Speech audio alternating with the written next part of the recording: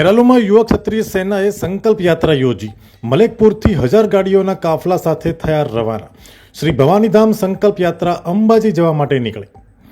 ખેરાલુના મલેકપુર રામદેવપીર મંદિરથી યુવક ક્ષત્રિય સેના ગુજરાતના અધ્યક્ષ અભિજીતસિંહ બારડના અધ્યક્ષ સ્થાને શ્રી ભવાનીધામ સંકલ્પ યાત્રાનું આયોજન કરવામાં આવ્યું છે, જેમાં મોટી સંખ્યામાં ઠાકોર સમાજના લોકો હાજર રહ્યા હતા। કાર્યક્રમની શરૂઆતમાં ગુજરાતના દિગ્ગજ નેતાઓ પણ હાજર રહ્યા છે, તો સાથે જ લોકગાયક અને ફિલ્મ અભિનેતા જિગ્નેશ બારોટ અને તેમના પિતા હસમુખભાઈ બારોટ પણ કુળ બારોટજી તરીકે હાજર રહ્યા હતા। મહેમાનોની જો વાત કરીએ તો પાટણ સાંસદ ભરતસિંહ ડાભી, પૂર્વ ધારાસભ્ય ભરતજી ઠાકોર, ભાજપ પ્રદેશ ઉપાધ્યક્ષ નટુજી ઠાકોર, ખેરાલુ પૂર્વ ધારાસભ્ય અજમલજી ઠાકોર, કોંગ્રેસ નેતા મુકેશભાઈ દેસાઈ, કોંગ્રેસ જિલ્લા પ્રમુખ બળદેવજી ઠાકોર, સાધુ સંતો અને અન્ય મહેમાનો પણ હાજર રહ્યા હતા। મલેકપુર રામાપીર મંદિરથી યાત્રાનું પ્રસ્થાન કરીને અંબાજી જવા નીકળ્યા હતા અને ખૂબ જ મોટી સંખ્યામાં લોકો પોતાના વાહનો સાથે જોડાયા હતા। આશરે અંદાજે 1000થી પણ વધારે ગાડીઓના કાફલાની સાથે શક્તિ પ્રદર્શન કરવામાં આવ્યું છે।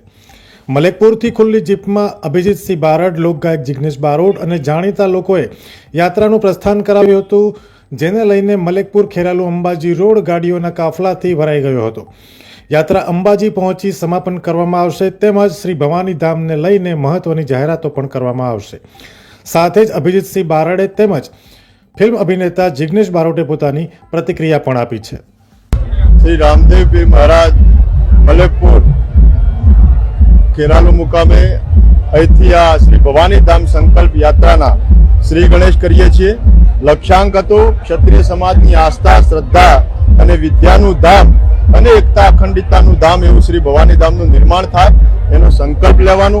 1008 ગાડીઓના કાફલા સાથે જે લક્ષ્ય નિર્ધારિત કરવામાં આવ્યો હતો એ કાફલા સાથે આજે જગતજનની મા અંબા એના દરબારમાં દર્શનાર્થે જઈ રહ્યા છે। માની ધજા ચડાવી અને સંકલ્પ લઈશું, પણ આજે 1008 કરતા પણ અનેક ગણી ગાડીઓના કાફલા સાથે અહીંયા માનવ મેરામણ ઉમટ્યું છે। ત્યારે શ્રી ભવાનીધામ સંકલ્પ યાત્રામાં સૌનું, ક્ષત્રિય સમાજનું, ક્ષત્રિય ઠાકોર સમાજનું અને 18 વર્ણનું હૃદયપૂર્વક સ્વાગત કરું છું, આવકારું છું। આવનાર દિવસમાં જે ધામ બનવાનું છે એમાં શૈક્ષણિક કે અનેક કાર્યક્રમો થશે।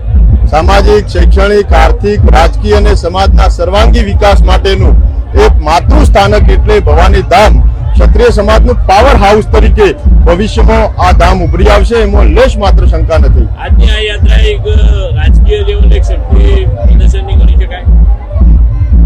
ક્ષત્રિય સમાજની એકતાનું આ પ્રતીક છે અને એમાં રાજકીય વિશ્લેષકો, વિદ્વાનો એને પોતાના જે તર્ક લગાવી શકે, પણ ક્ષત્રિય સમાજ પોતાના સન્માન અને સ્વાભિમાનનો અહીંથી હુંકાર ભળે છે એવું ડંકાની ચોટ ઉપર કહી શકાય। આગામી 26 જાન્યુઆરી અલ્પેશ ઠાકોર શક્તિ પ્રદર્શન યોજી રહ્યા છે, પહેલા અભિજીતસિંહ બારડે શક્તિ પ્રદર્શન યોજ્યું, એ બાબતે શું કહેશો?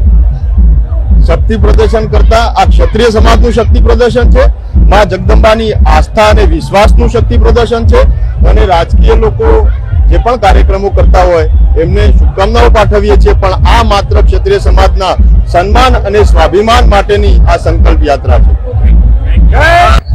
બધાને ખ્યાલ છે લગભગ તો કે મારું વતન ખેરાલુ ગામ છે અને અમે ક્ષત્રિય સમાજના બારોટજી છીએ। તો અમારા યજમાન એટલે અભિજીતસિંહ બારડ અને એમનો એક સંકલ્પ હતો સરસ મજાનો કે ભવાનીધામ બનવા જઈ રહ્યું છે ત્યારે અંબાજીના અંદર।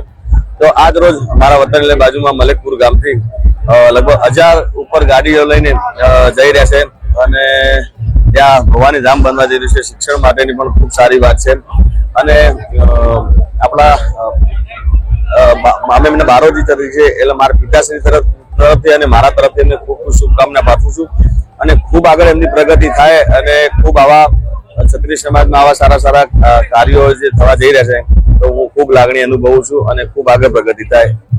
જય માતા। અમે તમને આપીશું પણેપણના સમાચાર। જો તમે અમારા નિર્ભય માર્ગ ન્યૂઝ ચેનલને સબસ્ક્રાઇબ કર્યું નથી તો અત્યારે જ નીચે આપેલા આઇકોન બટન પર ક્લિક કરીને સબસ્ક્રાઇબ કરો અને શેર કરવાનું ભૂલશો નહીં।